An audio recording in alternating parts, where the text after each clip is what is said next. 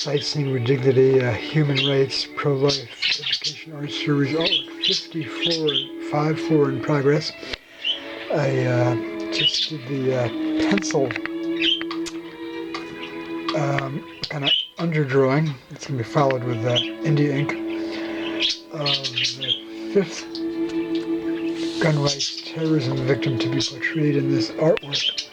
There's the photograph I'm drawing from Nicholas Duorit, who was 17. He was a senior at Marjorie Stoneman High School in Parkland, Florida. He was one of the students and other staff and so on who were murdered during a terrorism attack, gun rights terrorism attack, February 14th, 2018, Valentine's Day.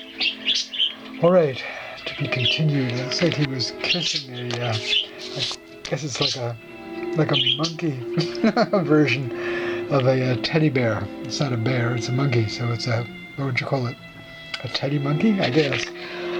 All right, to be continued.